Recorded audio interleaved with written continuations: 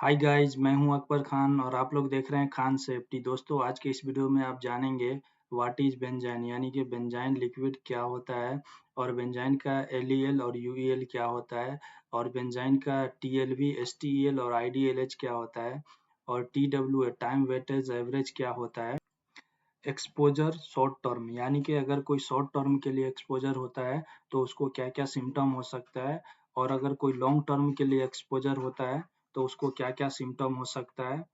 Severe exposure यानी कि कोई अगर ज़्यादा एक्सपोजर हो सकता है, गंभीर एक्सपोजर हो सकता है तो उसको क्या-क्या सिम्पटम हो सकता है। और नेक्स्ट है अगर कोई एक्सपोजर होगा तो उससे आप फर्स्ट एड क्या देंगे। और नेक्स्ट है सेफ्टी प्रिकॉशंस यानी कि आप क्या सेफ्टी प्रिकॉशंस लेंगे ताकि आदमी सेफली काम कर सके। व्हाट इज बेंजाइन यानी कि बेंजाइन क्या होता है। तो benzene benzene is a colourless और light yellow flammable liquid with a sweet odour यानी कि बेंजाइन एक रंगहीन या हल्का पीला ज्वलनशील तरल है जिसमें मीठी गंध होती है। यानी कि बेंजाइन एक लिक्विड है जिसका कोई कलर नहीं होता है या फिर ये हल्का पीले कलर का होता है और ये फ्लेमेबल लिक्विड है और इसका गंध जो होता है वो मीठा गंध होता है। LEL lower explosive limit of benzene यानी कि बेंजाइन का एलईएल होता है 1.2% और नेक्स्ट है यूईएल अपर एक्सप्लोजिव लिमिट ऑफ बेंजाइन यानी कि बेंजाइन का यूईएल होता है 7.8%। नेक्स्ट है TLB threshold limit value of benzene यानी कि बेंजाइन का टीएलबी 1 ppm होता है और STL short term exposure limit of benzene यानी कि बेंजाइन का एसटीएल 5 ppm होता है। आईडीएलएच इमीडिएटली डेंजर्स टू लाइफ और हेल्थ ऑफ बेंजाइन यानी कि बेंजाइन का आईडीएलएच 500 ppm होता है। नेक्स्ट है टीडब्ल्यूए टाइम वेटेज एवरेज यानी कि कितने पीपीएम बेंजाइन में कितना देर काम कर सकते हैं। तो यहाँ पे 1 पीपीएम बेंजाइन में 8 आवर काम कर सकते हैं। और नेक्स्ट है कि 5 पीपीएम बेंजाइन में 15 मिनट्स काम कर सकते हैं। और नेक्स्ट है कि 500 पीपीएम बेंजाइन रहेगा तो वहाँ पे आपको काम नहीं करना है। नेक्स्ट है एक्सपोजर यानी कि अगर कोई शॉर्ट टर्म के लिए एक्सपोजर होगा तो उसको क्या-क्या सिम्पटम हो सकता है।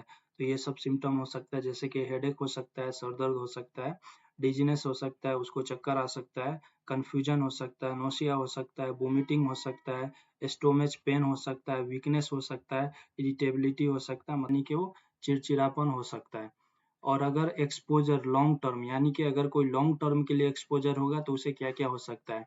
तो अनीमिया हो सकता है, बोन मैरो डैमेज हो सकता है, ल्यूकीमिया हो सकता है जो कैंसर ऑफ द ब्लड यानी कि ब्लड का जो कैंसर होता है वो हो सकता है, लिम्फोमा हो सकता है जो cancer of the immune system जो कि इम्यून सिस्टम का कैंसर होता है वो हो सकता है, नर्व डैमेज हो सकता है मतलब तंत्रिका डैमेज हो सकता है। इसका मतलब है कि आपको अगर कुछ होता भी है बॉडी में तो आपको समझ में नहीं आएगा। और नेक्स्ट है कि इनफर्टिलिटी हो सकता है, इनफर्टिलिटी का मतलब है निपुंसक हो सकता है। और नेक्स्ट है कफिंग, कफिंग मतलब कि आपको खांसी हो सकता है, सफोकेशन मतलब घुटन हो सकता है, इचिंग हो सकता है मतलब खुजली हो सकता है, आई इरिटेशन हो सकता है, आँख में जलन हो सकता है, हेयरिंग लूज हो सकता है मतलब आपकी जो सुनने की क्षमता है वो आपकी कम हो सकती है। सेवर एक्सपोजर हो सकता है यानी कि अगर कोई गंभीर एक्सपोजर होगा तो उसको क्या-क्या हो सकता है। अनकॉन्शियस हो सकता है यानी कि बेहोश हो सकता है, कोमा में जा सकता है, रिस्पिरेटरी फेल्योर हो सकता है, उसका जो भी रिस्पिरेटरी सिस्टम है वो फेल्योर हो सकता है, कार्डियक अरेस्ट हो सकता है यानी कि उसका जो दिल का धड़कन है वो रुक सकता है, उसका डीएनए डैमेज हो सकता है और उसका ऑर्गन डैमेज हो सकता है। ऑर्गन जैसे कि लीवर डैमेज हो सकता है, किडनी डैमेज हो सकता है, स्प्लीन डैमेज हो सकता है मतलब तिल्ली डैमेज हो सकता है।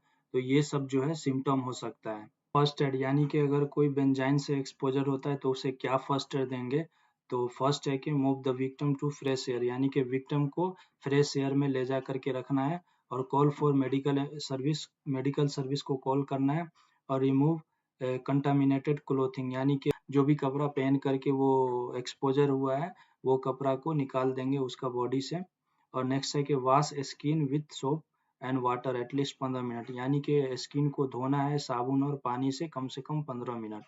और नेक्स्ट है प्रोवाइड ऑक्सीजन इफ इनहेलेशन यानी कि अगर वो इनहेल किया है बेंजाइन को तो वो उसको ऑक्सीजन प्रोवाइड करना है। नेक्स्ट है कि सेफ्टी प्रिकॉशंस यानी कि आपको क्या सेफ्टी प्रिकॉशंस लेना होगा कि आप एक्सपोजर ना हो बेंजीन से। तो फर्स्ट है कि वियर पीपी यानी कि पीपी आपको यूज करना होगा जैसे hand gloves, goggles, face shield, respiratory PP जैसे बीएस सेट यूज कर सकते हैं। और आपको जो हेलमेट, जूता ये सब तो यूज करते ही है। और नेक्स्ट है कि प्रॉपर वेंटिलेशन होना चाहिए। Avoid heat, spark, flame and ignition source, यानी कि आपको हीट को, स्पार्क को, फ्लेम को और इग्निशन सोर्स को अवॉइड करना उस एरिया में।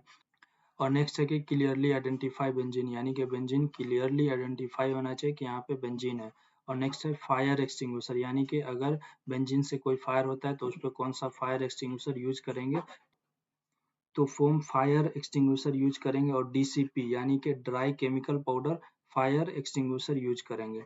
तो दोस्तों वीडियो अच्छा लगा हो तो लाइक ज़रूर करें और अपने दोस्तों के साथ शेयर करें। और दोस्तों अगर आप इस चैनल पे नए हैं तो चैनल को सब्सक्राइब ज़रूर कर लें ताकि आपको इस तरह का वीडियो देखने को मिले। ओके दोस्तों, फिर मिलते हैं नेक्स्ट वीडियो में।